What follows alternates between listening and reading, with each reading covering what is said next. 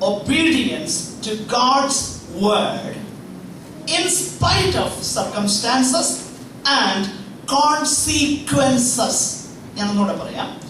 The biblical faith is confident obedience to God's word in spite of circumstances and consequences. എന്ന് പറഞ്ഞാൽ ക്രിസ്തീയ വിശ്വാസം അല്ലെങ്കിൽ വേദപുസ്തക പ്രകാരമുള്ള ദൈവത്തിലുള്ള ആശ്രയം എന്ന് പറഞ്ഞാൽ അതിതാണ്. എന്ത്? ദൈവത്തിന്റെ വചനം സാഹചര്യങ്ങൾ നോക്കാതെയും അനന്തര ഫലങ്ങളെ കുറിച്ച് ഭയമില്ലാതെയും ഉറച്ചു വിശ്വസിക്കുന്നതാണ് വിശ്വാസം. എന്ന് പറഞ്ഞാൽ സാഹചര്യങ്ങൾ എതിരായിരിക്കുമ്പോൾ, സാഹചര്യങ്ങളെല്ലാം എതിരെ, രണ്ട്, അങ്ങനെ ഒരു സ്റ്റെപ്പ് എടുക്കുന്നത് കൊണ്ട് ഉണ്ടാകാവുന്ന ഭവിഷ്യത്തുകളെ വകവയ്ക്കാതെ ദൈവവചനം പറയുന്നത് കൊണ്ട് ഞാൻ അത് അനുസരിക്കുമെന്ന് പറയുന്നതാണ് biblical faith. Confident obedience to God's word in spite of circumstances and consequences. ആകട്ടെ, അപ്പോൾ ആ കാര്യമാണ് ഇവിടെ എബ്രായ ലേഖനകാരൻ പറയുന്നത്. Do not throw away your confidence.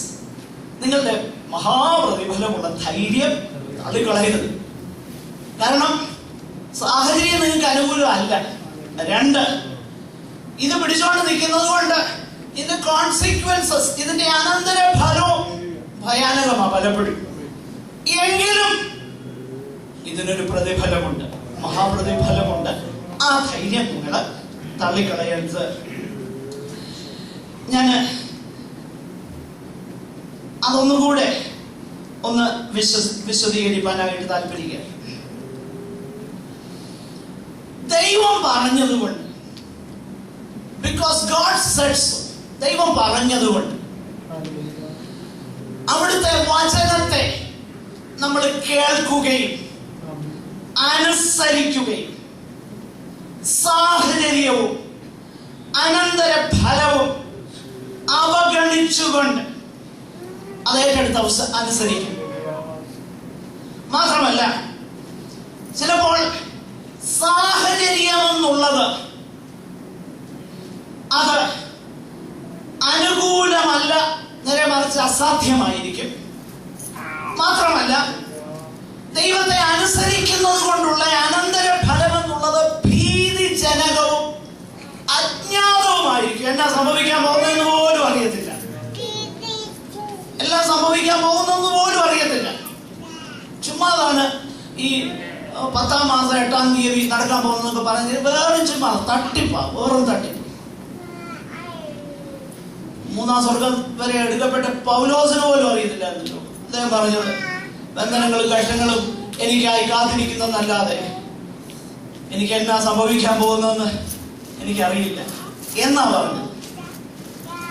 മറ്റേതൊക്കെ വെറും തട്ടിപ്പാ. അപ്പോൾ അജ്ഞാതമാകുന്ന ഭാവി, ഇത് ഈ അർത്ഥത്തിൽ മനസ്സിലാക്കണം. നമ്മുടെ ഭാവി അജ്ഞാതമല്ല, നമുക്ക് ഉറപ്പുണ്ട്. പക്ഷേ we don't know what will happen tomorrow because I obey God's word. ഞാൻ ദൈവവചനം അനുസരിക്കുന്നത് കൊണ്ട് നാളെ എന്നാ സംഭവിക്കാൻ പോകുന്നതെന്ന് എനിക്കറിയത്തില്ല. പക്ഷേ still I obey. എനിക്കറിയത്തില്ല നാളെ എന്നാ സംഭവിക്കാൻ. അതിന്റെ കാരണം എന്തുവാ? അതിന്റെ കാരണം മറ്റൊന്നുമല്ല. അതിന്റെ കാരണം ദൈവത്തെ നമ്മൾ അനുഭവിച്ചറിഞ്ഞല്ലോ. അവിടുന്ന് എപ്പോഴും ഏറ്റവും ഉത്തമവും ന്യായമായതുമേ ചെയ്യത്തുള്ളെന്ന് എനിക്കറിയാം. മനസ്സിലായോ? എന്തുകൊണ്ടാണ് ദൈവവചനത്തിൽ ഞാൻ ആശ്രയിക്കുന്നത്? എന്റെ സാഹചര്യം എതിരാണ്, ഭവിക്കാൻ പോകുന്ന എന്നാന്ന് അറിയത്തില്ല, ബന്ധനവും കഷ്ടവും ഒക്കെ ഉണ്ടായിരുന്നിരിക്കും. പക്ഷെ ഒരു കാര്യം എനിക്കറിയാം, God will always do just and the best things. ഏറ്റവും ന്യായവും ഉത്തമമായതും മാത്രമേ ദൈവം ചെയ്യത്തുള്ളൂ. പ്രിയരെ, ഇതാ വേദപുസ്തകപ്രകാരമുള്ള വിശ്വാസം. ഞാൻ പറയുന്നത് ഈ ഗ്രോവിംഗ് റിലേഷൻഷിപ്പ്, അല്ലാതെ ഇമാജിൻ ചെയ്ത് എന്തെങ്കിലും സങ്കല്പിച്ചുണ്ടാക്കുകയും വരച്ചു വെച്ചുകൊണ്ട് മുന്നിൽ തപസരിക്കുകയും ചെയ്യുന്നതല്ല വേദപുസ്തകപ്രകാരമുള്ള വിശ്വാസം. അല്ലേ അല്ല, മനസ്സിലാക്കുക. അങ്ങനെയൊക്കെ ഞാൻ അതുകൊണ്ടാണ് മുമ്പേ പറഞ്ഞത്, the most used and misused term in Christendom, ദുരുപയോഗം ചെയ്യപ്പെടുന്ന ടേം വേദപുസ്തകപ്രകാരം. അതല്ലെന്നുള്ള കാര്യം ഒന്ന് മനസ്സിലാക്കി തരാനായിട്ട് വേദപുസ്തകത്തിലെ ചില വാക്യഭാഗങ്ങൾ നമുക്കൊന്ന് ശ്രദ്ധിക്കാം. ഒന്നാമതായിട്ട് ഞാനത് ചില കാര്യങ്ങൾ അതിനുള്ള ബന്ധത്തിൽ പറയാനായിട്ട് ആഗ്രഹിക്കാം. വിശ്വാസം എന്നുള്ളത് എല്ലാം ദൈവത്തിങ്കിൽ നിന്നുള്ളതാകുന്ന ദാനമാണ് എന്ന് നമുക്കറിയാം. വിശ്വാസവും അങ്ങനെ തന്നെയാണ്. വിശ്വാസം നമ്മൾ തുടങ്ങുന്നതിന്റെ കാരണം എന്തുവാ? അത് ദൈവത്തിന്റെ ദാനം. ഒരു മിനിറ്റ്, ഒരു വേദഭാഗം, 1-2 വേദഭാഗം, 3 വേദഭാഗങ്ങൾ വായിച്ചു.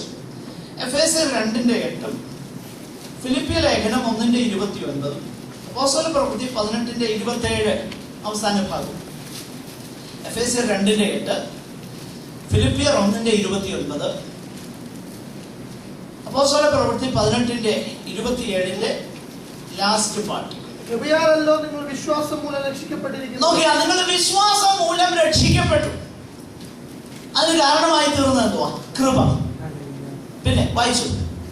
കൃപയാലല്ലോ നിങ്ങൾ വിശ്വാസം മൂലം രക്ഷിക്കപ്പെട്ടിരിക്കുന്നത്, അതിനും നിങ്ങൾ കാരണമല്ല. അതിനും നിങ്ങൾ കാരണമല്ല. ഏതിന്? നിങ്ങൾ വിശ്വാസത്താലാണ് രക്ഷിക്കപ്പെട്ടത്, കാര്യം ശരിയാ. പക്ഷേ അങ്ങനെ രക്ഷിക്കപ്പെടാൻ കാരണമായി തീർന്ന വിശ്വാസം നിങ്ങളിൽ ഉളവായതിനും നിങ്ങൾ കാരണമല്ല. പിന്നെന്തുവാ? ശ്രദ്ധിച്ചേ. അപ്പൊ വിശ്വാസം എന്നുള്ളത് from the beginning it is from God. ദൈവം വിശ്വസിപ്പാൻ കൃപ തന്നതുകൊണ്ട് ഞാൻ വിശ്വസിച്ചു. അല്ലാതെ എനിക്ക് എന്നെ തന്നെ വിശ്വസിക്കാനൊന്നും പറ്റുകയില്ല. ദൈവം എനിക്ക് വിശ്വസിപ്പാൻ കൃപ തന്നു, അതുകൊണ്ട് ഞാൻ വിശ്വസിച്ചു. അപ്പൊ വിശ്വാസം എന്നതും കൃപയാല ഇത് നമ്മൾ മനസ്സിലാക്കണം. അപ്പൊ ഇന്നത്തെ സാഹചര്യത്തിൽ ഇത് നമ്മൾ ഉണ്ടാക്കുന്ന കാര്യമായിട്ടാണ്. അങ്ങനെയല്ല വേദപുസ്തകത്തിലെ വിശ്വാസം. പിന്നെ അടുത്ത വാക്യങ്ങളോടെ ഫിലിപ്പിയർ 1:29, ക്രിസ്തുവിൽ വിശ്വസിക്കുവാൻ മാത്രമല്ല അവന് വേണ്ടി കഷ്ടം അനുഭവിപ്പാനും കൂടെ നിങ്ങൾക്ക് വരം നൽകിയിരിക്കുന്നു. എന്തിനൊക്കെയാ വരം തന്നിരുന്നേ? കഷ്ടം അനുഭവിക്കാൻ വരമുണ്ട്. പിന്നെ മോളിൽ അപ്പൊ വിശ്വസിക്കാനും കിട്ടിയത് എന്താ? വരം ആകട്ടെ, അത് വ്യക്തമാണ്. അപ്പോസ്തലപ്രവൃത്തി 18:27 2-ാം ഭാഗം, അതിന്റെ ലാസ്റ്റ് പാർട്ട്. അപ്പൊല്ലോസിനെ കുറിച്ച് പറഞ്ഞേക്കുന്ന കാര്യം അപ്പോസ്തലപ്രവൃത്തി 18:27. ദൈവകൃപയാൽ വിശ്വസിച്ചവർക്ക്. അപ്പം ഞാനിത് പല ആവർത്തി പറഞ്ഞിട്ടുള്ള റെഫറൻസുകളാണേലും ആവർത്തിച്ച് പറയുന്നത് ഇത് മനസ്സിലാക്കുന്ന രൂഢമൂലമാകാൻ വേണ്ടിയിട്ടാണ്, ഉറച്ചു കയറാൻ വേണ്ടിയിട്ടാണ്. കൃപയാൽ വിശ്വസിച്ചവർക്ക് അവൻ സഹായകമായി തീർന്നു. അപ്പൊ കൃപയാലാണ് വിശ്വാസം. It is a gift of God, just like any other things of our human existence. നമ്മളിങ്ങനെ ജീവനോടെ നിൽക്കുന്ന സകലവും ദൈവദാനമാണെന്ന് പറയുന്നത് പോലെ തന്നെ വിശ്വാസവും ദൈവത്തിന്റെ ദാനമാണ്. അല്ലാതെ നമ്മൾ ഇമാജിൻ ചെയ്തുണ്ടാക്കുന്ന ഒന്നല്ലേ അല്ല. പിന്നെ വിശ്വാസത്തിൽ വർദ്ധിച്ചു വരുന്നതിനകത്ത് നമ്മുടെ ഉത്തരവാദിത്വമുണ്ട്. റിലേഷൻഷിപ്പ്, കാരണം 2-വേ റിലേഷൻഷിപ്പ് ആണല്ലോ. ഒരാള് മാത്രം വന്നതുകൊണ്ട് റിലേഷൻഷിപ്പ് ആ ബന്ധം വളരുകയില്ല. 2 ഭാഗത്തു നിന്നും വന്നെങ്കിൽ ബന്ധം വരുന്നത്. അപ്പൊ ഉത്തരവാദിത്വമുണ്ട്, അത് വേറെ വിഷയം. പക്ഷെങ്കിൽ വിശ്വാസം എന്നുള്ളത് ദൈവത്തിന്റെ കൃപാദാനമാണ്. കൃപാദാനം എന്ന് പറഞ്ഞാൽ അർഹിക്കാത്തിടത്ത് ലഭിച്ച ദാനം, വരം ആകട്ടെ. ആ കാര്യം വ്യക്തമാണ്. ഇനി രണ്ടാമതായിട്ട് ഞാൻ മുമ്പേ പറഞ്ഞു, വിശ്വാസം എന്നുള്ളത് ദൈവത്തിലുള്ള ആശ്രയമാണ്, റിലേഷൻഷിപ്പ്. വാക്യങ്ങൾ വായിക്കും.